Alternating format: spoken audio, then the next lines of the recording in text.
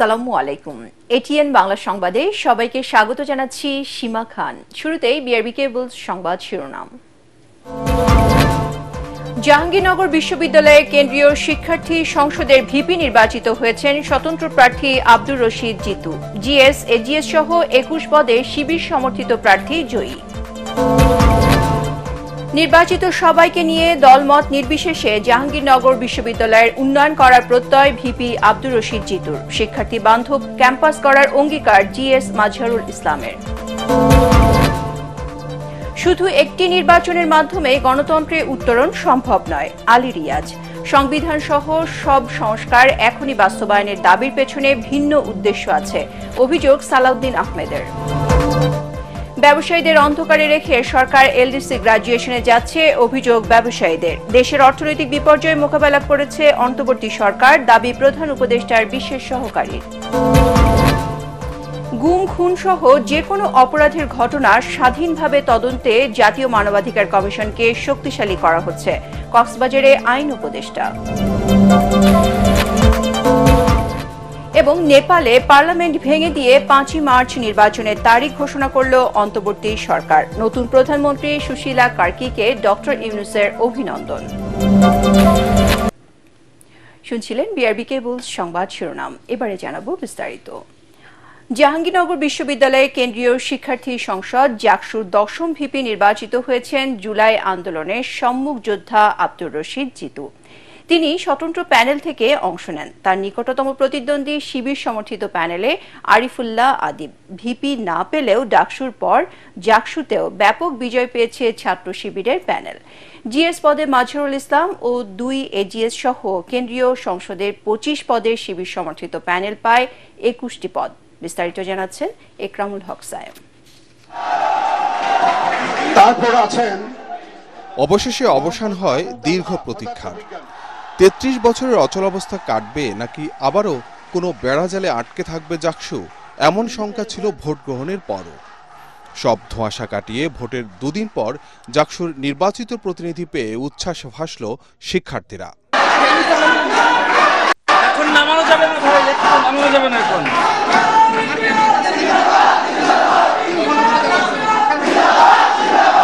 জাহাঙ্গীরনগর বিশ্ববিদ্যালয় কেন্দ্রীয় ছাত্র সংসদ জাকসুর 10ম ভিপি নির্বাচিত হন জুলাই আন্দোলনের সম্মুখ যোদ্ধা আব্দুর রশিদ জিতু। স্বতন্ত্র প্যানেল থেকে নির্বাচনে অংশ নেন তিনি। তার নিকটতম প্রতিদ্বন্দ্বী শিবির সমর্থিত প্যানেলের আরিফুল্লাহ আদিব। ভিপি না পেলেও ডাকসুর পর জাকসুতেও ব্যাপক বিজয় পেয়েছে ছাত্র শিবিরের প্যানেল। জিএস ও 2 এজিএস সহ কেন্দ্রীয় সংসদের 25 পদের মধ্যে শিবির সমর্থিত প্যানেল পায় 21টি পদ। জিএস পদে মাজহারুল ইসলাম, এজিএস ছাত্র পদে ফেরদৌস আল হাসান এবং এজিএস ছাত্রী পদে বিজয়ী হয়েছেন আয়েশা সিদ্দিকা মেঘলা। এর আগে শিক্ষকের মৃত্যু, ম্যানুয়ালি ভোট গণনায় ধীর গতি ও অব্যবস্থাপনা সহ নানা উত্তেজনা শেষে ভোট শেষের 48 ঘণ্টা পর শনিবার বিকেল 5টার পর শুরু হয় ফলাফল ঘোষণা। এ সময় স্লোগানে মুখর হয়ে ওঠে জাহাঙ্গীরনগর বিশ্ববিদ্যালয়ের সিনেট ভবন।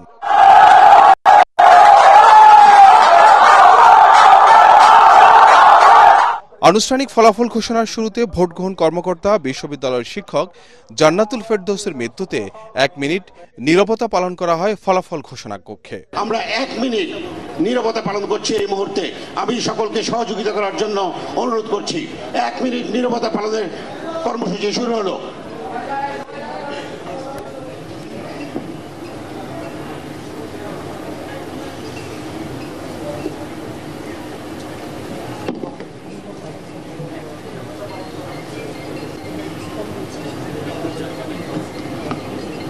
পরে বক্তব্য রাখেন নির্বাচন কমিশনের সদস্যরা।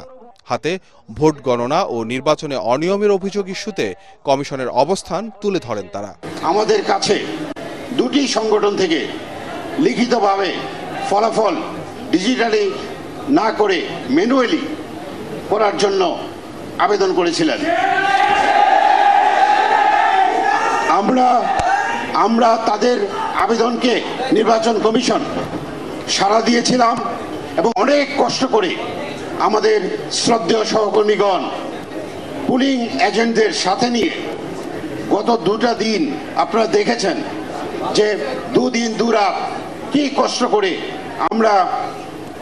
আমরা এই সময় অনেক সময় ব্যয় করে আমরা কিন্তু অনেক কষ্টসাধ্য একটি কাজ সম্পন্ন করেছি। প্রথমে 21টি হলে ছাত্র সংসদ নির্বাচনের ফল ঘোষণা করেন দায়িত্বপ্রাপ্ত রিটার্নিং কর্মকর্তারা। পরে প্রতীক্ষার অবসান ঘটিয়ে কেন্দ্রীয় ছাত্র সংসদের ফলাফল ঘোষণা করা হয়। জাহাঙ্গীরনগর বিশ্ববিদ্যালয়ের ছাত্র সংসদ নির্বাচনে এবার ভোটার সংখ্যা 11,897। এর মধ্যে প্রায় 68% শিক্ষার্থী ভোট দিয়েছে জাকসুর প্রতিনিধি নির্বাচনে। ইকরামুল হক সায়েম, এটিএন বাংলা, ঢাকা। নির্বাচিত সবাইকে নিয়ে দলমত নির্বিশেষে জাহাঙ্গীরনগর বিশ্ববিদ্যালয়ের উন্নয়ন করার প্রত্যয় ব্যক্ত করেছেন জাকসুর নবনির্বাচিত ভিপি আব্দুর রশিদ জিতু। ফলাফল ঘোষণার পর তাৎক্ষণিক প্রতিক্রিয়ায় একথা বলেন তিনি। এ সময় নবনির্বাচিত জিএস মাজহারুল ইসলাম বলেন, এ বিজয় শুধুমাত্র তাদের নয়, এ বিজয় জাহাঙ্গীরনগর বিশ্ববিদ্যালয়ের সকল শিক্ষার্থীর। আমাদের সহকর্মী মনির হোসেন তপু ও খায়রুল ইসলামকে সাথে নিয়ে রিপোর্ট করছেন মিজান শাহজাহান। 630 ভোট পেয়ে 2 দিন ধরেই ক্যাম্পাসে গুঞ্জন শোনা যাচ্ছিল 33 বছর পর হওয়া জাকসু নির্বাচনে বিপি হচ্ছেন আব্দুর রশিদ জিতু আর জিএস মাজহারুল ইসলাম। শনিবার সন্ধ্যায় প্রধান নির্বাচন কমিশনার অধ্যাপক ডক্টর মনিরুজ্জামানের ঘোষণার সাথে মিলে যায় সেই গুঞ্জনের বাস্তবতা। 3 দিনের অপেক্ষার অবসান ঘটিয়ে নতুন নেতা পেয়ে আনন্দিত সমর্থকরা। আব্দুর রশিদ জিতু বৈষম্যবিরোধী ছাত্র আন্দোলনের সমন্বয়ক ছিলেন। স্বতন্ত্র শিক্ষার্থী সম্মেলন প্যানেল থেকে নির্বাচন করেন তিনি। তাৎক্ষণিক প্রতিক্রিয়ায় জিতু বলেন, জাহাঙ্গীরনগর বিশ্ববিদ্যালয়ের 33 বছরের প্রত্যাশা পূরণ হলো। নির্বাচনে অংশ নেওয়ার জন্য হয়তো অনেকগুলো প্যানেল হয়েছে, অনেক প্যানেল থেকে হয়তো এখানে নির্বাচিত হয়েছে। ইসলামী ছাত্র শিবির থেকে এই 25টি পদের মধ্যে সর্বোচ্চ সংখ্যক তারা পদে জয়ী হয়েছে।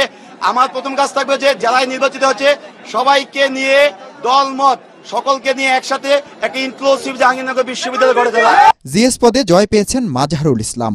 তিনি বিশ্ববিদ্যালয়ের শাখা ছাত্র শিবিরের দপ্তর ও প্রকাশনা সম্পাদক। কেন্দ্রীয় শিক্ষার্থী সংসদে 25 পদের 21টিতে জিতেছে শিবির। অধিকার আদায়ের সংগ্রামে একসাথে কাজ করে যাওয়ার অঙ্গীকার করেন নতুন জিএস মাজহারুল ইসলাম। আমাদের ভোটাধিকার দীর্ঘ সময় হরণ করে রাখা হয়েছিল, আমাদের কণ্ঠকে রুদ্ধ করে রাখা হয়েছিল। ফ্যাসিবাদী সরকার, ফ্যাসিবাদী স্বৈরাচার যেই রেজিম, তারা বরাবরই চেয়েছিল বিশ্ববিদ্যালয় ক্যাম্পাসগুলোতে যেন শিক্ষার্থীরা ন্যায়ের পক্ষে কথা তুলতে না পারে, শিক্ষার্থীরা যেন অন্যায়ের বিরুদ্ধে প্রতিবাদ করতে না পারে। শিবিরের কেন্দ্রীয় সভাপতি জাহিদুল ইসলামের নির্দেশনায় বিজয় মিছিল না করে জাবি কেন্দ্রীয় মসজিদে সিজদার মাধ্যমে শুকরিয়া আদায় করে শিবির সমর্থিত প্যানেলের বিজয়ীরা। জাহাঙ্গীরনগর বিশ্ববিদ্যালয়ের চাহিদা অনুযায়ী দায়িত্ব পালন অব্যাহত রাখার কথা জানিয়েছে পুলিশ। জাকসুর নবনির্বাচিতদের অভিনন্দন জানিয়েছেন ডাকসুর বিপি আবু সাদিক কায়েম ও GS SM Farhad. Mizan Shahjahan, ATN Bangla, Jahangirnagar বিশ্ববিদ্যালয়, সাভার, ঢাকা। দর্শক, এই মুহূর্তে জাবি ক্যাম্পাসে আছেন সহকর্মী মনির হোসেন তপু। আমরা এখন সরাসরি চলে যাচ্ছি তার কাছে। তপু, ফল ঘোষণার পর ক্যাম্পাস পরিস্থিতি এখন কেমন দেখছেন?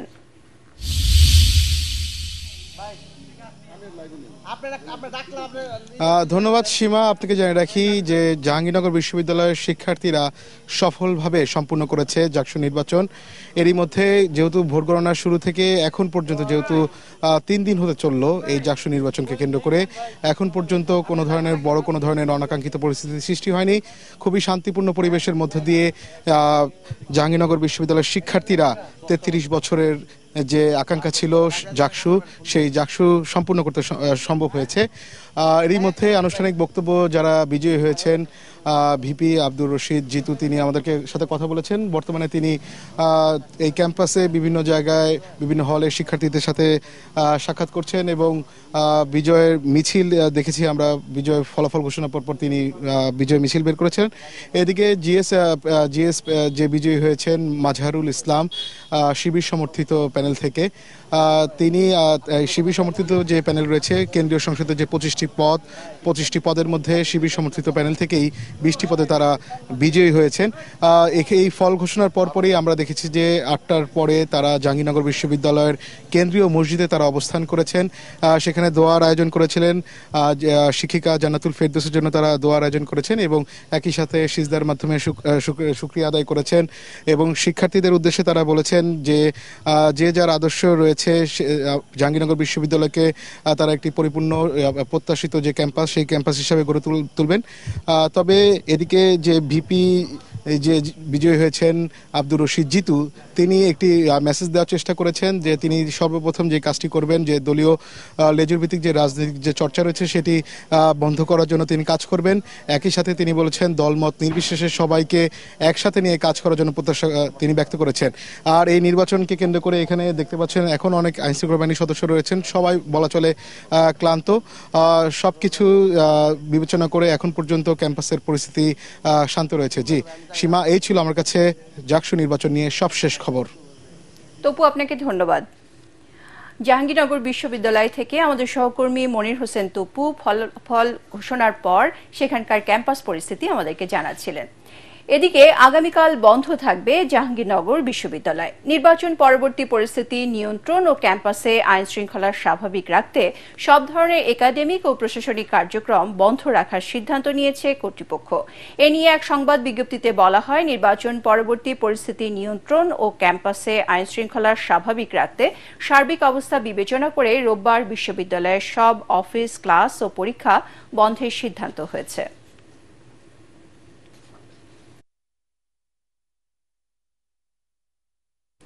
শুধু একটি নির্বাচনের মাধ্যমে গণতন্ত্রে উত্তরণ সম্ভব নয়। সংস্কারের মাধ্যমে প্রতিষ্ঠানগুলোকে গড়ে তোলার তাগিদ দিয়েছেন জাতীয় ঐকমত্য কমিশনের সহসভাপতি ডক্টর আলী রিয়াজ।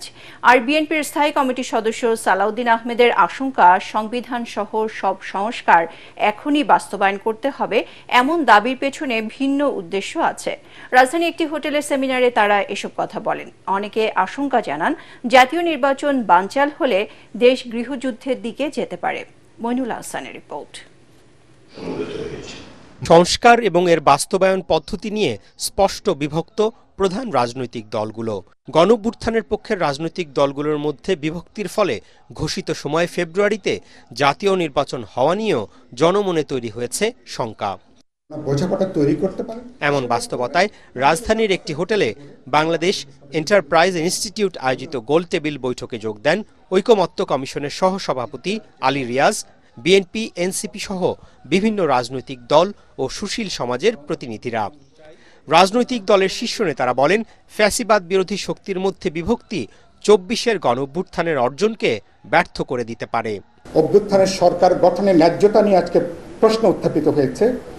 জাতীয় ঐকমত্য কমিশনের ন্যায্যতা নিয়েও তাহলে কিন্তু প্রশ্ন উত্থাপিত হবে। ইলেকশন যদি স্থগিত হয়, যদি পণ্ড হয়ে যায়, পুরো অভ্যুত্থান অর্জনটা পণ্ড হয়ে যাবার আশঙ্কাটা বাড়বে এবং প্রকারান্তরে আমরা একটা গৃহযুদ্ধের আশঙ্কাকে বাড়িয়ে তুলব কিনা ভবিষ্যতে। একটা সুষ্ঠু নিরপেক্ষ নির্বাচন নিশ্চিত করতে চাই, একটা গণতান্ত্রিক উত্তরণ চাই এবং এই জন্যই কতগুলো সংস্কার চাই। এ সময় বিএনপি স্থায়ী কমিটির সদস্য সালাউদ্দিন আহমদ বলেন, রাষ্ট্রকে গণতান্ত্রিক রূপান্তরের মাধ্যমে ফ্যাসিবাদ তৈরির পথ বন্ধ করে দিতে হবে। যদি এখন বলা হয় যে সমস্ত সংস্কার প্রস্তাবগুলো এখনই বাস্তবায়ন করতে হবে, ইনক্লুডিং কনস্টিটিউশনাল অ্যামেন্ডমেন্ট প্রপোজালস যেগুলো হয়েছে, এর পিছনে অন্য কোনো উদ্দেশ্য আছে কিনা, যে এই অনিশ্চয়তা সৃষ্টির মধ্য দিয়ে অন্য কোনো বিষয় সেখানে আড়ালে বলতে চাচ্ছে কিনা। সেমিনারের প্রধান অতিথি জাতীয় ঐকমত্য কমিশনের সহসভাপতি অধ্যাপক আলী রিয়াজ বলেন, জনগণের প্রত্যাশা পূরণে সংস্কারের মাধ্যমে সাংবিধানিক প্রতিষ্ঠানগুলোকে গড়ে তুলতে হবে। ট্রানজিশন নির্বাচনের রিকোয়ারমেন্ট নেসেসারি, নট সাফিসিয়েন্ট। যে নির্বাচনটা আপনার সামনে, সেই নির্বাচনটা যে কোনো নির্বাচন বলে মনে করবেন না প্লিজ। আপনাদের কাছে আমার একান্ত অনুরোধ, সরকার নির্বাচন করে না, নির্বাচন করে জনগণ এবং রাজনৈতিক দল। আপনারা আসুন, এই জায়গাটাতে আসুন যে আমরা কিভাবে এই নির্বাচনটা, শুধু এই নির্বাচন না, আমরা রুলস অফ দ্য গেম, খেলার নিয়ম বদলে দিয়ে কি করে প্রতিষ্ঠান তৈরি করব। প্রতিষ্ঠান ছাড়া হবে না। বক্তারা বলেন, ছোটখাটো ত্রুটি বিচ্যুতি থাকলেও ডাকসু নির্বাচন সবাইকে আশাবাদী করলেও জাকসু নির্বাচন একইভাবে হতাশা তৈরি করেছে। তৈরি করতে পারে। মইনুল হাসান, এটিএন বাংলা, ঢাকা। জীববৈচিত্র্য রক্ষা ও বন্যপ্রাণী নিরাপত্তার স্বার্থে মানুষের নিরাপত্তা ওতপ্রোতভাবে জড়িত, তাই প্রাণী সম্পদ রক্ষায় সবাইকে সচেতন হওয়ার আহ্বান জানিয়েছেন বিএনপির ভারপ্রাপ্ত chairman Tarique Rahman. Bangladesh animal welfare association আয়োজিত আলোচনা সভায় ভার্চুয়ালি যুক্ত হয়ে তিনি বলেন, মানুষের মধ্যে সচেতনতা তৈরি করতে না পারলে শুধু আইন করে জীববৈচিত্র্য রক্ষা করা যাবে না। তারেক রহমান বলেন, প্রাকৃতিক ভারসাম্য রক্ষায় মানুষের নিজের প্রয়োজনে প্রাণীদের বাঁচিয়ে রাখতে হবে। রাষ্ট্র ও রাজনীতিতে গণতন্ত্র ও শুদ্ধাচার থাকলে বাস্তুতন্ত্র নিরাপদ থাকবে। মানব সভ্যতার উৎকর্ষতা এবং বিকাশের পর্যায় নির্ণয়ের ক্ষেত্রে প্রাণীর নিরাপত্তা এবং অধিকার রক্ষার বিষয়টি নির্ণায়ক ভূমিকা পালন করতে পারে। গণতন্ত্রের সঙ্গে মানুষের অধিকারের সম্পর্কটা যেমন, বাস্তুতন্ত্রের সঙ্গে পশু পাখি এবং বন্য প্রাণীর অধিকারের সম্পর্কটা তেমন। সুতরাং রাষ্ট্র রাজনীতিতে গণতন্ত্র এবং শুদ্ধাচার প্রতিষ্ঠিত থাকলে বাস্তবিকভাবে বাস্তুতন্ত্র নিরাপদ থাকে। ব্যবসায়ীদের অন্ধকারে রেখে সরকার এলডিসি গ্র্যাজুয়েশনে যাচ্ছে বলে অভিযোগ করেছেন ব্যবসায়ীরা। যদিও এলডিসি গ্র্যাজুয়েশন সরকারের হাতে নেই বলে জানান প্রধান উপদেষ্টার বিশেষ সহকারী ডক্টর আনিসুজ্জামান চৌধুরী। বলেন, দেশের অর্থনীতিকে বিপর্যয় থেকে রক্ষা করেছে অন্তর্বর্তী সরকার। এ অবস্থায় সরকারি বেসরকারি পর্যায়ে খোলামেলা আলোচনার পরামর্শ অর্থনীতিবিদদের। শারফুল আলমের রিপোর্ট। স্বল্পোন্নত দেশের তালিকা এলডিসি থেকে উত্তরণে জাতিসংঘের সব শর্ত পরপর 2 বার পূরণ করেছে বাংলাদেশ। নানা প্রক্রিয়া ও একাধিক মূল্যায়ন শেষে 2026 সালের নভেম্বরে এলডিসি থেকে বের হয়ে আসবে বাংলাদেশ, এমন সিদ্ধান্ত জাতিসংঘের। সেই হিসাবে হাতে সময় আছে আর মাত্র 15 মাস। এমন বাস্তবতায় ইআরএফ আয়োজিত সেমিনারে ব্যবসায়ীরা জানালেন, এত কম সময়ে পর্যাপ্ত প্রস্তুতি নেওয়া সম্ভব নয়। এলডিসি উত্তরণে সুনির্দিষ্ট পরিকল্পনা চান তারা। এলডিসি গ্র্যাজুয়েশনে যেতে হলে গেলে পরে কি সমস্যা আমরা ফেস করব, কিভাবে সেগুলিকে সমাধান করা যায়, এইগুলি নিয়ে কিন্তু সরকার আমাদের সাথে এখনো পর্যন্ত আলোচনা করেননি বা বসেননি। অন্ধকারের মধ্যে থেকে আমরা কিন্তু শঙ্কিত যে আসলে কি হচ্ছে, কি হতে যাচ্ছে। পরবর্তী 3 বছর মিলে মোট 6 বছরের একটা ব্রেদিং পিরিয়ড আমরা চেয়েছি। এখন এরপরও যদি সরকার মনে করে এলডিসি গ্র্যাজুয়েশনে যেতেই হবে, তাতে অবশ্যই আমরা সরকারের সাথে থাকবো। এটা ইউনিট সরকারের সিদ্ধান্ত না। আমাদের দেশে ইকোনমি জিডিপি গ্রোথ ফল করছে লিটল বিট, কিন্তু ইকোনমি নেগেটিভে যায়নি। আমার ইনফ্লেশন নেমে আসছে, আমি তার মানে বেটার সিচুয়েশনে আছি। ট্রাম্পের সাথেও একটা ভালো একটা চুক্তি করে ফেললাম। দেশের অর্থনীতির বেশ কিছু সূচকে উন্নতি হওয়ায় এলডিসি উত্তরণ আর সরকারের হাতে নেই বলে মনে করছেন নীতি নির্ধারকরা। এলডিসি উত্তরণে বিকল্প না দেখলেও জ্বালানি সংকট, মূল্যস্ফীতি আর মার্কিন শুল্ক বিবেচনায় সরকার ও ব্যবসায়ীদের মধ্যে আলোচনা করে গ্র্যাজুয়েশন চূড়ান্তর সিদ্ধান্ত নেওয়ার পরামর্শ দিয়েছেন অর্থনীতিবিদরা।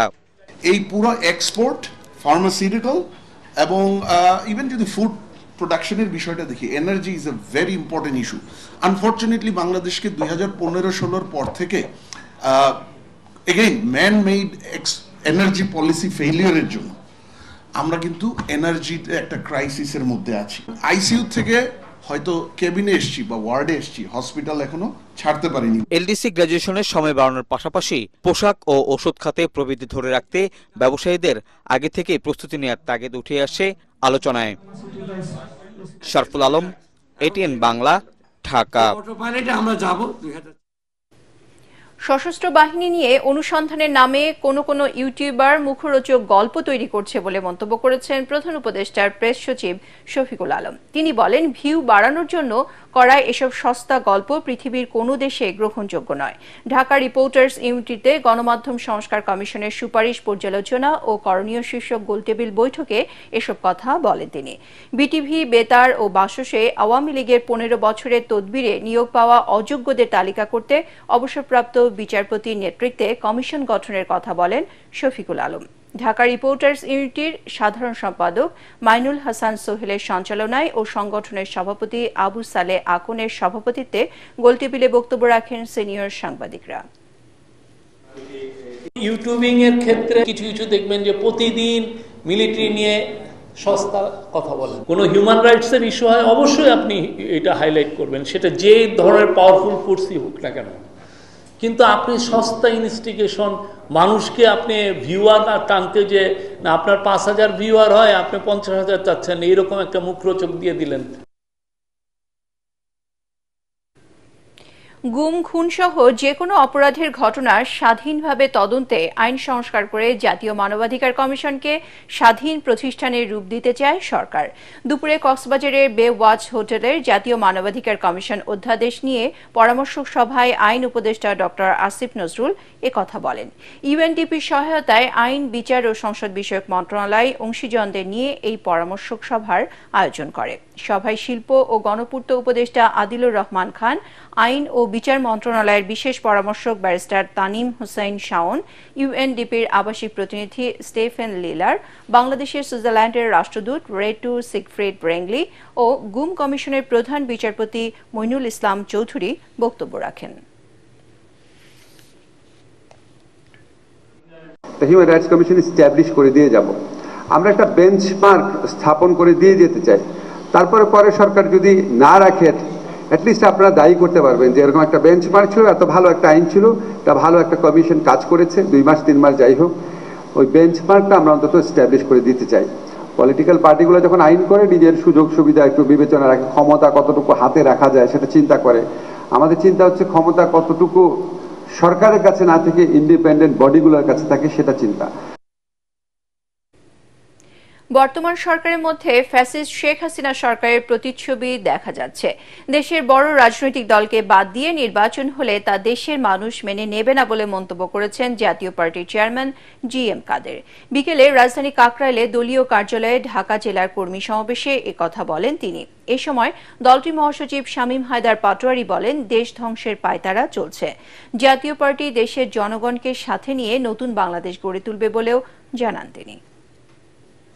দেশবাসীর আশা আকাঙ্ক্ষার এই সরকার প্রতিফলন করতে পারেনি। ওনারা ফ্যাসিবাদের পুনর্স্থাপন করেছেন। কোন নির্বাচন একতরফাভাবে করতে চাইলে এবং সেখানে যদি আপনারা সকলকে ইনক্লুসিভ না করেন, সেই নির্বাচন দেশবাসীর কাছে গ্রহণযোগ্য হবে না, বিদেশে গ্রহণযোগ্য হবে না, কোনোখানে গ্রহণযোগ্য হবে না। নেপালে অন্তর্বর্তী সরকারের প্রধানমন্ত্রী হিসেবে শপথ নিলেন দেশটির সাবেক ও প্রথম নারী প্রধান বিচারপতি সুশীলা কার্কি। শপথের পর প্রথম বৈঠকেই নেওয়া হয়েছে বেশ কিছু গুরুত্বপূর্ণ সিদ্ধান্ত। রাজনৈতিক অস্থিরতার মধ্যে পার্লামেন্ট ভেঙে দিয়ে আগামী বছর 5ই মার্চ নির্বাচনের তারিখ ঘোষণা করেছে দেশটির নির্বাচন কমিশন। বিস্তারিত জানাচ্ছেন জাহিদুল আলম। নেপালের নতুন অন্তর্বর্তী সরকার হিসেবে শপথ নিলেন সুশীলা কার্কি। জেনজি আন্দোলনের জেরে প্রধানমন্ত্রীর পদত্যাগের পর দেশটির প্রথম নারী হিসেবে অন্তর্বর্তীকালীন প্রধানমন্ত্রীর দায়িত্বভার তুলে নিলেন সাবেক এই বিচারপতি। এ সময় প্রেসিডেন্টের বাসভবনের সামনে জড়ো হন শত শত মানুষ। কার্কি প্রধানমন্ত্রী নিযুক্ত হওয়ায় উচ্ছ্বাস প্রকাশ করেন তারা। শপথের পরেই কার্কির নেতৃত্বে অনুষ্ঠিত হয় প্রথম জরুরি বৈঠক। এতে জানানো হয় ভেঙে দেয়া হয়েছে বর্তমান সংসদ। এছাড়া প্রয়োজন অনুযায়ী ধাপে ধাপে মন্ত্রী যুক্ত হবেন অন্তর্বর্তীকালীন সরকারে। পাশাপাশি সাম্প্রতিক দমন-পীড়ন ও আন্দোলনের ঘটনাগুলো তদন্ত ও দুর্নীতির বিরুদ্ধে কড়া পদক্ষেপ নেয়ারও আশ্বাস দেয়া হয়। বৈঠকে 2026 সালের 5 মার্চ ভোট আয়োজনের সিদ্ধান্ত অনুমোদন করেন রাষ্ট্রপতি। তবে অন্তর্বর্তী প্রধানমন্ত্রী কার্কির নেতৃত্বে এই নির্বাচন সফলভাবে সম্পন্ন হবে কিনা সেদিকে এখন নজর রাখছে প্রতিবেশী দেশগুলো সহ গোটা বিশ্ব। জাহিদুল আলম, এটিএন বাংলা। সড়ক দুর্ঘটনা নিয়ন্ত্রণে রাজনৈতিক দলগুলোর কর্মকৌশল নির্বাচনী ইশতেহারে অন্তর্ভুক্ত করার দাবি জানিয়েছেন যাত্রী কল্যাণ সমিতির নেতারা। তারা বলেন, যানজটের ভোগান্তি লাঘবে নির্বাচিত সরকার কী ধরনের কৌশল অবলম্বন করবে নির্বাচনী ইশতেহারে তারও একটি স্বচ্ছ ধারণা থাকতে হবে। ঢাকা রিপোর্টার্স ইউনিটি মিলনায়তনে আয়োজিত আলোচনা সভায় তারা এসব কথা বলেন। যাত্রী অধিকার প্রতিষ্ঠায় রাজনৈতিক অঙ্গীকার চায় বিষয়ে আলোচনা সভায় বলা হয়, গত 11 বছরে 62,600 119টি সড়ক দুর্ঘটনায় 86,690 জন নিহত এবং 1,53,257 জন আহত হয়েছেন। উন্নত গণপরিবহনের অভাবে দেশের 56% মানুষ বাধ্য হয়ে প্রাইভেট গাড়ি ব্যবহার করছে জানিয়ে বক্তারা বলেন, মোটরসাইকেল, ইজি বাইক, অটোরিকশার মতো ছোট ছোট যানবাহনের কারণে সড়ক দুর্ঘটনা বেড়ে গেছে। বিশ্বব্যাংকের হিসাবে অসহনীয় যানজটে প্রতিদিন কেবল শুধুমাত্র রাজধানীতে 32 লক্ষ কর্মঘণ্টা নষ্ট হয়, যার আর্থিক ক্ষতি 98,000 কোটি টাকা। এহেন পরিস্থিতিতে দেশের মানুষকে মুক্তি দিতে রাজনৈতিক দলসমূহে তাদের রাজনৈতিক অঙ্গীকার কি হবে, তাদের স্ব নির্বাচনী ইশতেহারে অন্তর্ভুক্ত করার জন্য আমরা দাবি তুলছি। জন আকাঙ্ক্ষা পূরণে সিভিল সার্ভিসে বৈষম্য দূর করতে হবে বলে মন্তব্য করেছেন বিএনপি চেয়ারপারসন উপদেষ্টা মোয়াজ্জেম হোসেন আলাল। সিভিল সার্ভিসের 45তম প্রতিষ্ঠা বার্ষিকীতে আন্তঃক্যাডার বৈষম্য নিরসন পরিষদের সভায় তিনি একথা বলেন। বিএনপি সরকার গঠন করলে প্রশাসনিক সংস্কারকে প্রাধান্য দেবে উল্লেখ করে বিএনপি চেয়ারপারসনের এ উপদেষ্টা বলেন, ভোটদানই পারে সত্যিকারের পরিবর্তনের সুযোগ তৈরি করতে। এ সময় গণ অধিকার পরিষদের সাধারণ সম্পাদক রাশেদ খান বলেন, সব পক্ষের আলোচনার মাধ্যমে ক্যাডারদের বৈষম্য নিরসন সম্ভব। সংবিধান সংস্কার কমিশনের সদস্য ফিরোজ আহমেদ বলেন, বাংলাদেশে দুর্নীতি ও অস্বচ্ছ শাসন ব্যবস্থা পরিবর্তন না হলে আরেকটা গণ অভ্যুত্থান হতে পারে।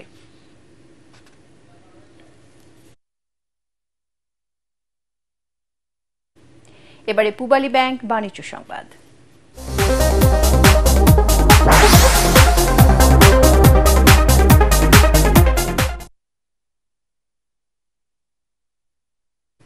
পটুয়াখালীর কুয়াকাটা সমুদ্র সৈকতে হোটেল সি ভিউয়ের ময়লা পানি ও টয়লেটের বর্জ্য ফেলার অভিযোগ উঠেছে।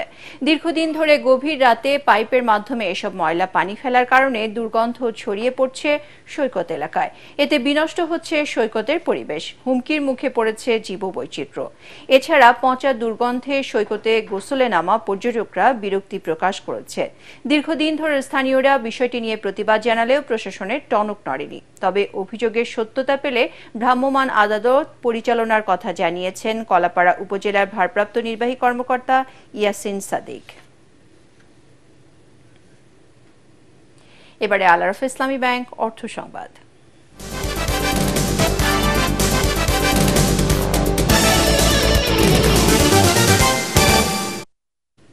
দুই জনপ্রিয় তারকা অভিনেতা ও মডেল তৌসিফ মাহবুব এবং তানজিন তিশা আনুষ্ঠানিকভাবে দেশের অন্যতম জনপ্রিয় ব্র্যান্ড স্টেপ ফুটওয়্যারের ব্র্যান্ড অ্যাম্বাসেডর হিসেবে চুক্তিবদ্ধ হয়েছেন। রাজধানী একটি হোটেলে উৎসব মুখর পরিবেশে এ আয়োজনে স্টেপ ফুটওয়্যারের পক্ষে চুক্তিতে সই করেন কোম্পানির ব্যবস্থাপনা পরিচালক শামীম কবির।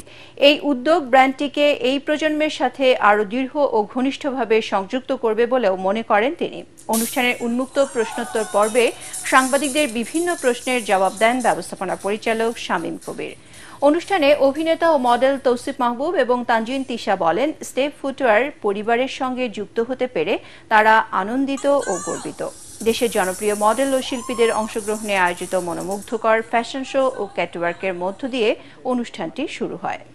দিনের শুরুতে সারা দেশের স্টেপ পরিবারের ফ্র্যাঞ্চাইজিদের নিয়ে এক ব্যবসায়িক সম্মেলন অনুষ্ঠিত হয়। এতে কোম্পানির ঊর্ধ্বতন কর্মকর্তারা আগামী বছরের বিক্রয় ও বিপণন পরিকল্পনা, ব্যবসা পরিচালনা ও উন্নয়ন কৌশল, গ্রাহক সন্তুষ্টি সহ অন্যান্য বিষয়ে বিস্তারিত আলোচনা করেন।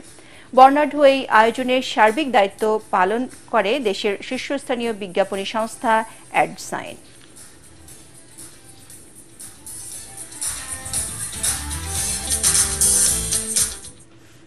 ভারতের আগে দেশের মানুষ ইলিশ খাবে বলে জানিয়েছেন মৎস্য উপদেষ্টা ফরিদা আক্তার। দুর্গাপূজাকে সামনে রেখে তাদের বারবার অনুরোধের পর 1200 মেট্রিক টন ইলিশ পাঠানোর সিদ্ধান্ত হয়েছে বলেও জানান তিনি। ঠাকুরগাঁও জেলা প্রশাসন ও মৎস্য অধিদপ্তরের আয়োজনে সদর উপজেলার বুড়ির বাঁধ সংলগ্ন জলাশয়ের মৎস্য সম্পদ বৃদ্ধিতে মৎস্যজীবী ও গণমাধ্যম কর্মীদের সাথে মতবিনিময় শেষে তিনি এসব কথা বলেন। এশিয়া কাপের ম্যাচ জয়ে শ্রীলঙ্কাকে 140 রানের টার্গেট দিয়েছে বাংলাদেশ। আবুধাবিতে টস হেরে প্রথমে ব্যাটিংয়ে নেমেই হতশ্রীর চেহারা টাইগারদের। দলের স্কোরে কোনো রান যোগ না হতে সাজঘরে তানজিদ হাসান ও পারভেজ হোসেন ইমন। তাওহিদ হৃদয় ও মেহেদী হাসানের ব্যর্থতার পর ২৮ রানের পুঁজিতে আউট হন লিটন দাস। এশিয়া কাপে চ্যাম্পিয়ন হতে যাওয়া বাংলাদেশ তখন ৫৩ রানে ৫ উইকেট হারিয়ে ব্যাকফুটে। তবুও ৫ উইকেট হারানো বাংলাদেশ যে ১৩৯ রানের পুঁজি পেলেও সেটি কেবল ষষ্ঠ উইকেটে শামীম হোসেন ও জাকের আলীর ৬১ বলে ৮৬ রানের পার্টনারশিপে। দুই অপরাজিত ব্যাটার শামীম ৪২ এবং জাকের ৪১ রান করেন। স্বপ্ন ছিল জাতীয় দলে খেলার। অনূর্ধ্ব ১৭ দলে ডাক পেয়ে সেই স্বপ্ন আরও রঙিন হয়েছিল চাঁদপুরের তরুণ ক্রিকেটার মুরসালিনের। কিন্তু বারবার সুযোগে দরজা খুলেও আবার বন্ধ হয়ে গেছে তার সামনে। একের পর এক ট্রায়াল, দুর্দান্ত পারফরম্যান্স, সবকিছুর পরও দলে জায়গা হয়নি তার। আরও জানাচ্ছেন এস এম আশরাফ।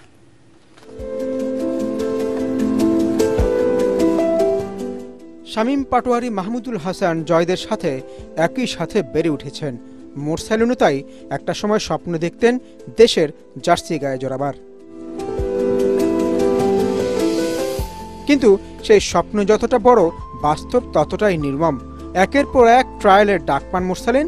একবার নয়, দুবার নয়, ২০টা দলে ট্রায়াল দিলেন। সবাই ডাকে, কিন্তু দলে নেয় না।